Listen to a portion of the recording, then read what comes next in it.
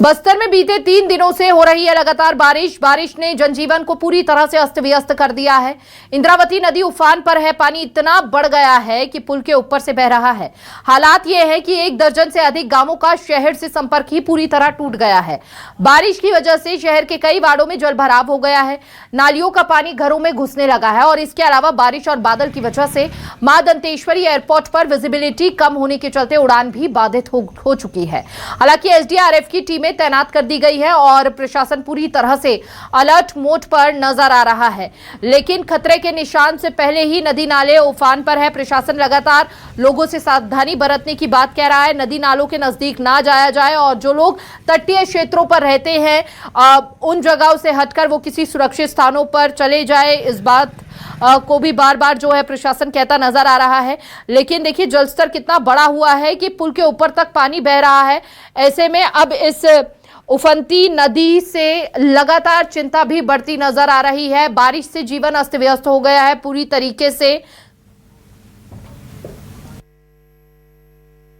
बस्तर में बीते 3 दिनों से लगातार बारिश हो रही है और मानसून पूरी तरीके से दस्तक दे चुका है। हालांकि छत्तीसगढ़ में जब भी मानसून आता है तो सबसे पहले वो बस्तर के रास्ते गुजरते हुए छत्तीसगढ़ में प्रवेश करता है। 3 दिन से लगातार जो बारिश हो रही है जिससे जनजीवन थोड़ी अस्त व्यस्त जरूर हुई है। नदी नाले अब उफान पर नजर आ रहे हैं। हालांकि इंद्रावती नदी का जो पुराना पुल है उसे लगभग पुलिया से थोड़ा सा जो है कम पानी वहां पर नजर आ रहा है। अगर लगातार ऐसी बारिश होती रही तो उसके ऊपर से भी पानी आना शुरू हो जाएगा। ये इंद्रावती नदी का सहायक नाला है, गोरिया बहार नाला इसे कहा जाता है और इसके आगे जो है सांसद का निवास है, यानी बस्तर सांसद जो महेश कश्यप है उनका घर इसके आगे जो कलचा गांव है वहां पड़ता है। और पूरी तरीके से अब ये कनेक्टिविटी तकरीबन दर्जनों गांव से अधिक गांव का कनेक्टिविटी अब पूरी तरीके से टूट गया है। ये पहला वर्ष नहीं है कि ये कनेक्टिविटी टूटा है, इसके पहले भी प्रतिवर्ष जो है लगातार ये इस तरीके की स्थितियां बनती है, परिस्थितियां आती हैं कि ये पूरी तरीके से ये गांव शहर से कट जाता है। बावजूद यहाँ पर किसी भी प्रकार का